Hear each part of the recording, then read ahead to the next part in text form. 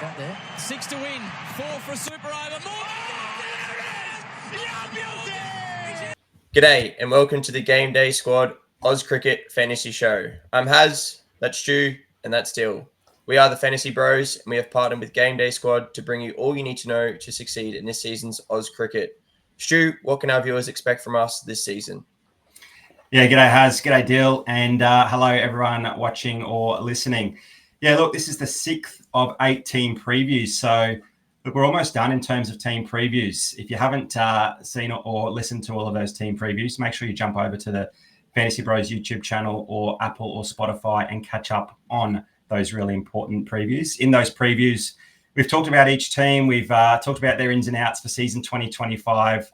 We've named their likely 11s. We've talked about their must-have bat, bowl, and all-rounders. We've named their young gun. We've named their fade, and we've named their MVP. So, look, in each of those episodes, some really, really good information to help you pick your game day squad teams. And in each of those episodes, we've also opened up some packs. Now, those of you that listened to the last episode with the Melbourne Stars, be pretty excited to get your name into the ring because of a card that was pulled in that one. Dill, I know it still pains you because that was open from your account. I won't say who the player was or what the rarity was, so our viewers will have to tune in and catch back up with that episode if they haven't already heard. But look, guys, that's just testament. You do not want to miss out on this giveaway. Stay around, stay tuned. We'll see what we can get in tonight's packs. But yeah, go back through and watch that Melbourne Stars episode. That was one you do not want to miss.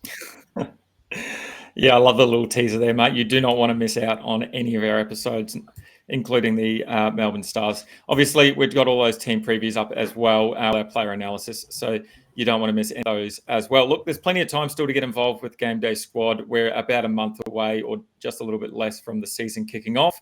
But there's still plenty of time to get your squad sorted and get them stacked with plenty of players. Head over to the website or jump on the app. Sign up using the promo code SUMMER. That's all caps, SUMMER. And that will get you a 3x3 player common pack to begin your squad development. You'll also have plenty of bronze packs to open as well. Look, those common packs, they're chock full of plenty of rarities. You could get up to that diamond card as well, which is super important, potentially being a little bit of a point of difference in the season as well. They've got a new login process as well for any new users, onboarding process. There are plenty of little checklists to follow, and you get heaps of free cards through that process as well. So plenty of time. Go and check that out. Let them know that the FantasyBros sent you over using that promo code. Alrighty, let's jump into our team preview for today. It is the Perth Scorchers. Look, to be honest, I'm actually loving the Perth Scorchers again this year. It seems each and every year we look at their team and they look super competitive on paper, and it's usually just comes down to those one or two games that they don't clinch that difference. But I think once again, we have a look at their ins and outs for this year, and there's really not a huge amount of change. Look, a couple of big ins for me is Joel Paris coming over from the Stars. I think that's going to be super important in rounding out their bowling lineup. Bryce Jackson is signed, as well as Brodie Couch from the Stars there too. And I know he's a couple of decent cameos in the past. The big ones, though, are the international signings. Fenelon comes back again to have another crack at BBL. Laurie Evans is back over for the Scorchers after having a stint elsewhere. And then David Payne also comes back into the Big Bash. And so that should add some value a little bit later on the season, though. So you'll note that he is one of the players that will miss the beginning of the season due to the IL T20 competition that's happening pretty much at the same time. Couple of big outs, though, for the Perth Scorchers. The big one for me, or the big two for me, is Jason Behrendorff's off to the Renegades, but it's Lance Morris. He's had a season-ending injury, so he will not take part in any part of Big Bash 15, but make sure you hold on to his cards. He had a pretty rip season last year, and we expect him to have another big one in a couple of years' time. Off contract, not huge, but Bryce Jackson, Matthew Spores is off contract. The big one, though, is AJ Tye. I think Father Time just caught up with AJ Tye a little bit, and he wasn't as effective as he has been in the past, so he is off contract. All right, so that brings us to our likely predicted 11 for the side. This will be round one, and there's no guarantees. There's obviously plenty of opportunities for players as well. We've got Finn Allen and Mitch Marsh at the top of the order, followed by Aaron Hardy coming in at first drop. Cooper Conley's been super dominant over the last couple of years, and he should find his way into that fourth position. Then we've got Ashton Turner rounding out sort of the batsman all-rounder option there. Evans and Nick Hobson, pure out-and-out bats, but finding their way at 6 and 7. Ashton Agar coming in at 8. Is no mug with the bat either. Then Jai Richardson can swing a bat, and he'll have plenty of firepower with the ball. Matt Kelly, and we think Marley Bierman might take that spot of Lance Morris. Yeah, I really like the Scorchers 11, like you said, Dill. I think their batting top 7 is really, really strong this year, and especially Mitch Marsh being available all season long. I think we're probably talking about him at some point throughout this episode, but they are looking super strong again this year, even with those big outs, as you mentioned, Behrendorff and Morris missing the season. So now it's time for our must-haves, where Stu, myself, and Dill will select one batter, one bowler, and an all-rounder you simply must have in your GDS lineups. Stu, you're up first today. Who have you got as your must-have bowl? Yeah, to complement the overseas batsmen in Finn Allen and Laurie Evans, the Scorchers have again secured the services of Englishman David Payne. He returns to Perth after being a member of their title-winning squad way back in BBL 12. Unfortunately, though, we might have to wait until the back end of the season, probably early January, but I think that's going to be good news for coaches. Look, we might have to play the likes of Jai Richardson, Matt Kelly, but as soon as David Payne comes across and gets on those burnt orange colours, I think he's going to be just about a must, particularly, after the loss of Jason Behrendorff. Jai Richardson's always got some niggling injuries. Perth might be, in desperate need of an attacking bowler like David Payne. In that season in Big Bash 12, he claimed 10 wickets in 6 matches, and that included an impressive 3 for 20 in a qualifying final against the Sixers at Optus Stadium. You might remember the absolute golden run that Steve Smith was on. He hit 2 back-to-back hundreds, and then he followed up with a 50 before that Englishman, David Payne, removed him in the power play. No one could knock Steve Smith over. He was clearing the ropes for fun. But look, up stood David Payne, and that was a big reason why the Scorchers went on to win that match and ended up winning the championship in that season.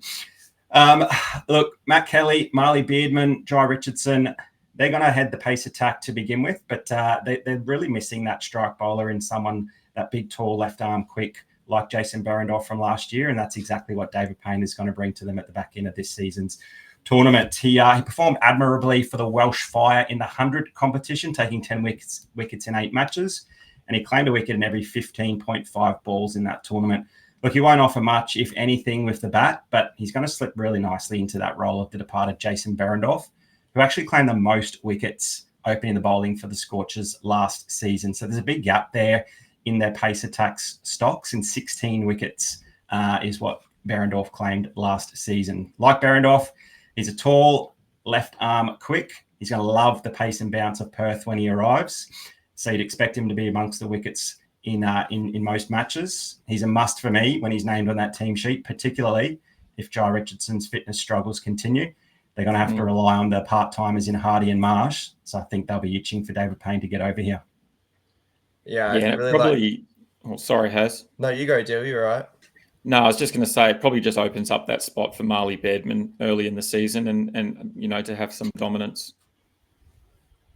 Yeah, I think the pace attack, obviously, on paper is probably a little bit thin, and I think they're probably going to be really waiting for David Payne to get here. And like you said, hopefully it's that early January, and hopefully he comes here in some really good form after the ILT season. But like you said, I think it's that left armour that adds a bit of variety to their attack that probably makes him that standout option for that back half of the season. Dill, so now it's your turn for your must-have bat for the Scorchers this season. Yeah, look, boys, I'm going to preface this and say that I am really sorry, but I couldn't help myself. And Stu knows exactly what I'm going to talk about. Look, my must-have bat for the Perth Scorchers is the big Kiwi at the top of the order, Finn Allen. And wowee, did he start his BBL career with an absolute bang. We go back to that first game. He took a 6 off the first ball, just absolutely smashed it into the stadium. And I was just absolutely in my lips thinking all my planning, all that analysis, all that talk had come to fruition. I had the post ready to go and to remind everyone of all my preseason gush over Finn Allen, and then all for it to come crashing back down to earth on his next ball, and he was all undone with the death rattle from Adam Milne, of all people, another Kiwi. Look, the thing is, though, he progressively found his footing throughout that 25-26 season, and look, it wasn't probably until the last 6 games where he really sort of found some form. And we talked about it last year. He came out and he said, look, I tried to do a few different things, tried to change my technique up a little bit. And he said, look, I just went back to basics. And as a result, he finished a couple of games back-to-back with a 68 and then followed it up with a ton in terms of GDS points. So it was really nice to see. Look, enough about last year, though, into this year. And I'm really super hyped about what Allen can bring to the Scorchers. Obviously, not a huge on paper for that side. So it's really nice to see sort of the batting lineup remain pretty solid, albeit with that addition of Mitch Marsh, which I think is going to help. Look, earlier in the year, Allen, he featured over in the MLC over in America, and he represented the San Francisco Unicorns, where he finished the season with the 7th most runs in 333 and the best batting strike rate of 225. Absolutely massive. He also had a stint with the Gloves at the back end of the season. And for me, I think that's the key reason that's going to make the difference for this Big Bash season. Look, as of recording this, Josh Inglis is in that Ashes side. We haven't seen yet if he'll be making that starting 11 or if he's just going to remain with the squad. Our gut feeling, as you saw in our round 1 squad, is that he's probably going to remain with that Ashes side, which means that the Gloves are up for grabs. And we know Finn Allen can do that job. And we saw that scenario play out quite a few times last season. In fact, he was able to average 10 points per game from his fielding, both catching and had a run out as well, and 1 stumping. So he's definitely got the ability as the keeper behind. And look, we know that Perth deck is pretty hard and fast, as you said, Stu, and it's conducive to plenty of edges through the keeper. So I think that's just going to suit those conditions really nicely. And we say it plenty of times, anytime a top order bat that has a secondary role in the team, it can only be positive for your game day squad team and those points as a result. So for me, big Finn Allen, I'm going to be all over him again this season. And hopefully he has a massive first game up against the Sixers, which is a double prize game as well. Yeah, I think Finn Allen was definitely one last year that was like not only just you, Dill, but there was big hype around, and he come over and, like you said, 6 off the first ball, and everyone's like, "Oh wow, we've got something on our hands." But it was good to see him obviously come to try to take that form into the back half of the season, and hopefully that can continue on this year. And he starts off with another bang, but this time doesn't get out second ball and continues on. And hopefully it's not another teammate of his that gets him out. But I think I really like what you said about potentially taking the Gloves as well. With Inglis in that squad, I think Finn Allen, like you said, whenever you've got a secondary role in a team, that additional points just makes that even more of a nice a quantity that we can play in the team. Yep, definitely. And now I'm just going to preview the all-rounder must-have. And I think the obvious all-rounder this year for the Perth Scorchers is the big Bison, who is back in the BBL this year. Mitch Marsh only featured once last season, scoring an underwhelming -2 GDS points after registering a duck in his only trip to the crease. But we all know he's a much better player than that. Across his BBL career, Marsh has piled on 1,904 runs at an impressive average of 38.8, while striking at 134.93. His standout campaign came in 2021-2022 when he played 8 matches for 347 runs at a ridiculous average of 57.83 and a strike rate of 142.7, which is highlighted by a superb unbeaten century. More importantly, Marsh is coming into the BBL in serious form. In the 2025 IPL season, he smashed 627 runs in 13 innings at an average of 48.23, with an elite strike rate, not as good as Finn Allen's, but 163.7, with a top score of 117. He had 13 innings in the IPL, and he passed 50 in more than half of those innings, showcasing a level of consistency and power matched by few T20 players in the world. As we know, since taking the armband for Australia, he's only gone from strength to strength. His recent GDS scores against India don't really tell a compelling story, though. He scored 68, 38, and 12 in his 3 games while opening the batting in the series just gone.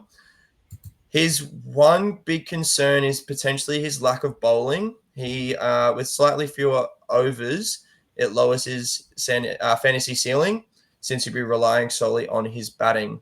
Hopefully the Scorchers can give us some clarity in the preseason about whether he will roll the arm over. If he does, I think Marsh instantly becomes a must play every week. Yeah, I think similar to Matty Short, Marcus Stoinis, they should get plenty of runs with the bat, and any involvement with the ball is probably going to be a bit of a bonus. But look, he didn't get -2 for me last season. He actually got -2.8 when I rolled out his diamond card for that match that he came out and survived just the 1 ball. So, yeah, it wasn't a very nice stay in my side. I'll certainly be looking forward to plugging him back in for this season. I'm expecting some big things, and I think you've nailed it. He's definitely going to be a must-play in that all-rounder spot. Perfect. It's now time for our young gun, fade, and MVP selections. And Stu, you're up first with our fade for this season. Yeah, I've gone with Ashton Turner for the fade. Look, they've got an insane top 4, the Scorchers do, so we probably won't see Turner until 5 at least, and there could even be, look, he could go down to 6 with Laurie Evans promoted above him. Even 7, we've seen some massive innings from Nick Hobson in the past to accelerate the run rate. So, look, he's no guarantee to see any real decent time at the crease there. So, he's a pretty easy fade for me. He injured his meniscus 2 seasons ago and played just the 2 matches. He did return to the BBL for 10 games last year. He averaged 34 GDS points, and look, on the surface, that's okay for a batsman. But look, he's currently still an all-rounder in GameDay Squad. So, look, we can't plug him in as one of those 3 batsmen. We've got to put him in amongst those all-rounders, with the likes of Mitchy Marsh, like you just mentioned. So for that reason, I think he's a really easy fade. When we will only probably see him bat, and he'll come in at 5 or 6 at the earliest. In his last 10 innings over in the Vitality Blast, he failed to go beyond 30, and that just proves he's got a bit of a capped ceiling, given he's not spending too much time at the crease. If he's trying to accelerate the run rate, he's probably throwing his wicket away pretty quickly as well. He did, interestingly, bowl in 3 of those matches, but look, unsurprisingly, didn't take a wicket, so nothing really to write home about there. We might see some positional changes midway through the tournament. We'll just have to keep an ear out for the communication from GameDay Squad there. And if you want to find out more, make sure you jump onto the GameDay Squad Discord server, because the boys will update us if there are any potential positional changes. But look, while he's still labelled an all-rounder, I just can't plug him into my team. Maybe if we see the bat icon next to his name after those changes happen, I'll consider him if he's getting some decent game time. I just see a scenario where we're going to leave him out. He's going to have 1 massive big innings because the Scorchers lose 3 or 4 early ones, and he resurrects the innings with a nice big half century, and he might take 2 or 3 catches in the outfield. Everyone's going to look at that big 80 or 90 point GDS score and plug him into their teams for the next game, and he'll turn up with a 0 and not even get a bat. That's the definition of a fade for me. All-rounder position, easy one to leave out. Not a bad option if he's as a batsman, but it's just that positional worry for me. Yeah, I definitely think, like you said, he with that top order the way it is, he might not even get a bat some games. Like you said, Laurie Evans could potentially jump him, and that just not having that bowling or potentially even fielding points coming in as well, have a big 0 come out at the end of the game is a very, very big risk. And I think another one to also think about as well is Josh Inglis has potentially still got to come back into this side at some point. I'm not saying that Ashton Turner is going to be the one that gets dropped, but Inglis potentially pushes him down the order even more, which limits his time in the middle, potentially even more. So I definitely think that fade is very, very good selection this season. I like the idea of your scenario there, Stu, where he comes out, has 1 big game, and everyone rushes to him. I definitely won't be, and that'll be a perfect pod. So, I do hope that happens this season. So that brings me to our young gun for the Perth Scorchers this season, and that's Marley Beardman, who shapes as a young gun who could deliver instant impact not only for the Scorchers, but for our GDS lineups this season. The talented Quick was a standout in Australia's Under-19 World Cup triumph last year. stepping up when it mattered most with a brilliant 3 for 15 in the final against India, performance that earned him Player of the Final honours. He got his first taste of BBL cricket late last season, playing in the final 2 games for the Scorchers. While he went wickless on debut, his second outing was more of a glimpse into just how special he could be. Beardman ripped through I believe it was the Sixers, with the figures of 3 for 17, translating to an impressive 80 GDS points in just his second game of BBL cricket. Since then, he's continued to climb the ranks. He's made his one-day cup debut for Western Australia, picking up 5 wickets across his first 4 matches. He was even called into Australia's T20 squad for the final 2 games against India, showing how highly he's rated at the national level. With his right arm rockets, I think he averages about 140 kilometres an hour. And with Jason Behrendorff departing for the Renegades, there's a big opportunity in that Scorchers attack this season, and Beardman looks absolutely primed to take it. Yeah, cannot agree more. Get your Marley Beardman cards while they are hot for sure. And then, Dill, over to you for our MVP for the season. Yeah, look, before I jump into MVP, there's probably one thing we haven't really touched on, and I briefly mentioned it before. Either way, you want as many Perth Scorchers in your side as possible this year because they are in every double prize round for GameDay Squad. So there are 4 double prize rounds that they've identified, and Scorchers feature in every single one of them. So I think that the man I'm about to talk about is not just an MVP for his side. I think he's going to be an MVP for the whole season, based on having that ability to play him across those double prizes. Look, it is Cooper Conley. He is the man of the hour, but he's probably been that for some time now. Look, if you followed the Fantasy Bros for some time, you know that I love a couple of things in particular with elite sportsmen, and one of them is a good head of hair. And look, Cooper Conley had one of the best heads of hair a few years ago. It was just a shame that he ended up putting the Brisbane Heat to bed in that final only a couple of seasons ago. But look, it's not the only reason I love Cooper Conley this year. It's the fact that he is only 22 years old and he comes into this season with the weight of expectation on his shoulders. But I would bet that it doesn't faze him at all after the last season's career performance that we've seen. He had a combined 351 runs, coming out at 3 or 4 generally. He had 7 wickets from his 24 overs as well with the ball, which is huge. That earned Connolly a combined total of 620 GDS points, which was topping the total overall points scoring list of any player in the Big Bash. He obviously played all 10 games, so his average was down slightly compared to some of the other all-rounders that we've already talked about, but I think he came in 5th for averages for all-rounders, but massive performance there. When putting together these lists, one of the big things that we generally look at, in terms of past performance to predict future performance is the question I always ask myself, has anything changed? And we've already talked about the Perth Scorchers, and there's 2 ways we can look at this when we look at Cooper Conley. No, there's nothing that's changed at the Perth Scorchers. Conley's going to come out at 3 or 4. He'll be given at least an over or 2 with the ball most games, especially with that loss of Lance Morris. We can probably see him maybe take on a greater role. But on the other side, I think there's one massive change for Cooper Conley in terms of GameDay Squad, and that's his player card. He's now listed as a batsman, which is absolutely huge. He becomes the single most valuable batsman, I believe, in all of GameDay Squad. The fact that he has such an absolute talent with bat in hand, but then can also support that with the ball, and he doesn't mind having a catch or 2 as well. He's that 3-dimensional player that we talk about from an all-rounder standpoint, but you're getting to play in your bat role. So for those that are new to GameDay Squad, this is absolutely massive. So that's a super important thing to remember. It's similar to what I guess we said about Finn Allen, is that anytime an out-and-out batsman is going to have that secondary role, it's just pure gold for your point scoring and GDS. And as I said, I don't think Connolly's just going to have the MVP status for the Scorchers. I think it's going to be the whole competition.